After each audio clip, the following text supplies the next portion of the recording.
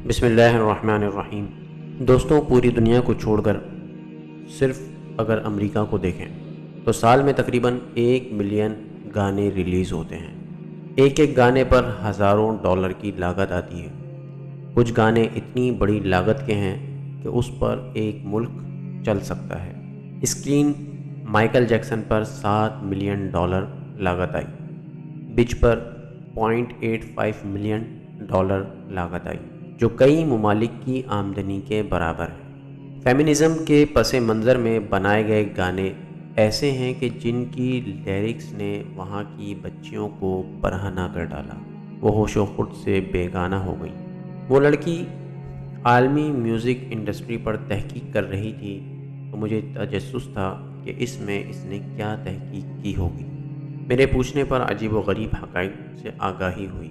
کہنے لگی کہ میوزک انڈسٹری نے پورے معاشرتی نظام کا تیا پانچا کر دیا ہے، لیکن اس سے کوئی غرض نہیں کہ لوگوں پر اس کے ایٹم بم سے بھی زیادہ خطرناک اور منفی اثرات مرتب ہو رہے ہیں۔ دوستوں، زیادہ درست بات یہ ہے کہ یہ انڈسٹری جن ہاتھوں میں ہے ان کا اپنا ایجنڈا، اپنا مخصوص پس منظر اور نظریہ ہے، اور اس موسیقی کے ذریعے سے وہ اس اپنے ایجنڈے کا پرچار کرتے ہیں۔ جب اس نے بتایا کہ ان گانوں اور میوزک میں ڈرگز، الکوہل، سیکس سے متعلق فریزز ہی نہیں بلکہ شیطان کی بندگی کا واضح اعتراف موجود ہے، ان کا فوکس حرام تعلقات ہیں، میوزک پورا گالیوں، شیطانی کلمات سے بھرا سراسر بدکاری کی دعوت دیتا ہے۔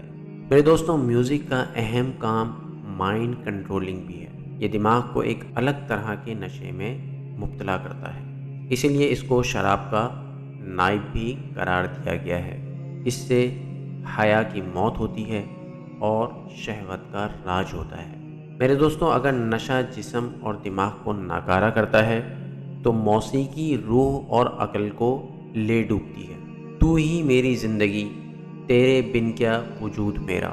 میرے دوستوں، سوچیں تو اس جیسے ہزاروں جملے آخر کیا پیغام دے رہے ہیں۔ قومی اسمبلی میں میوزک انڈسٹری کے لیے مراعات کا اعلان۔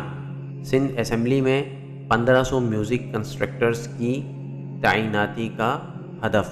میرے دوستوں، ہمارے حکمران آخر چاہ کیا رہے ہیں؟ اسلامی جمہوریہ پاکستان میں میوزک کا پرچار آخر کیا سوچ کر کیا جا رہا ہے؟ لوگ آخر کس نشے میں ہیں کہ اس کے خطرات انہیں دکھائی نہیں دے رہے؟ پہلے لوگ ہزاروں سال بعد کی فیوچر پلاننگ کرتے تھے۔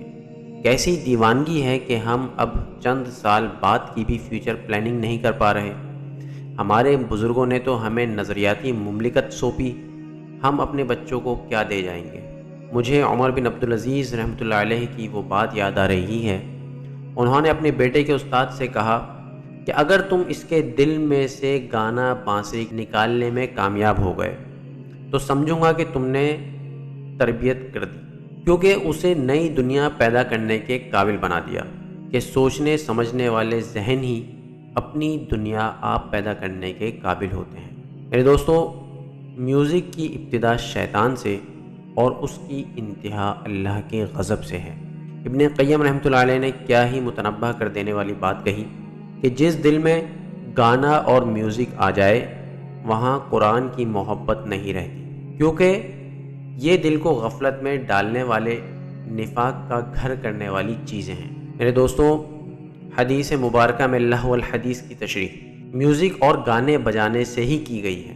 اللہ رب العزت نے ہر اس چیز کو جو انسان کے حواس چھین لے، سوچنے سمجھنے کی صلاحیت پر اثر ڈالے، حرام قرار دیا ہے۔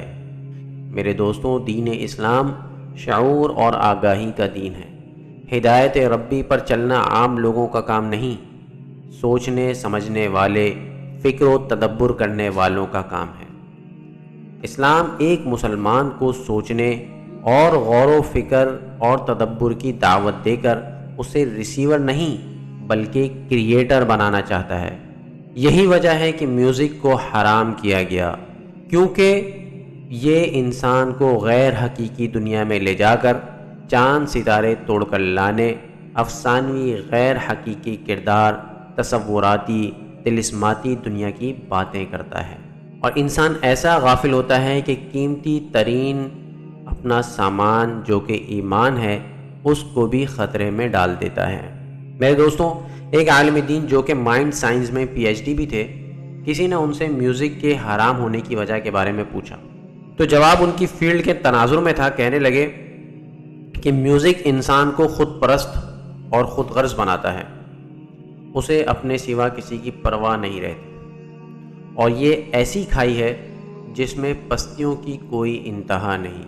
آسان الفاظ میں سمجھاتے ہوئے کہنے لگے کہ انسان جب خوش ہوتا ہے تو اس میں ڈوپامین پیدا ہوتے ہیں۔ یہ خوشی جب کسی جسمانی یا روحانی مشقت سے حاصل ہو تو دماغ میں ایک اور کیمیکل پیدا ہوتا ہے جو اس ڈوپامین کو کنٹرول کرتا ہے۔ البتہ جب کہ گانوں، میوزک اور موبائل گیمز سے جن میں جسمانی مشقت نہیں، تو اس کے نتیجے میں پیدا ہونے والے ڈوپامین اگلی دفعہ ڈبل مزے کا تقاضا کرتے ہیں۔ کیوں؟ کیونکہ اس کو بیلنس کرنے والا کیمیکل نہیں بن پاتا۔ نتیجے میں انسان مزید سے مزید لذت اور خوشی کی تلاش میں آگے سے آگے چلا جاتا ہے، اور جب اسے پہلے سے بڑی لذت نہیں ملتی تو ڈپریشن کا شکار ہو جاتا ہے۔ میرے دوستو، موسیقی بھی انسان میں یہی کیفیت پیدا کر کے مزید سے مزید کی تلاش میں اسے زندگی میں کچھ بھی خاص کرنے اور سوچنے نہیں دیتی، لہٰذا اس کا مقصد ہر جگہ سے صرف مزید خوشی کا حصول رہ جاتا ہے۔ اس طرح وہ انسانی زندگی کے بجائے حیوانی زندگی کے شکنجے میں کسا جاتا ہے، جن کو صرف اپنے پیٹ، اپنے مزے سے غرض ہوتی ہے۔ اللہ ایسے حکمرانوں کا عذاب ہم سے دور کرے جنہوں نے کئی صورتوں میں تو جینا مشکل کر ہی دیا، لیکن اب ہوش و خرد سے نسلوں کو بیگانہ کرنے کی پلاننگ ہے۔ اللہ رب العزت، میرے دوستوں، اللہ رب العزت ہمیں بھی عقل و ہوش سے نوازے کہ اپنی دنیا کو کسی خیر پر گامزن کر پائیں۔ میرے دوستو، علامہ اقبال نے کیا سبق دیا تھا کہ افراد کے ہاتھوں میں ہے اقوام کی تقدیر، ہر فرد ہے ملت کے مقدر کا ستارہ۔ اللہ رب العزت ہم سب کو سمجھ اور عمل کی توفیق عطا فرمائے۔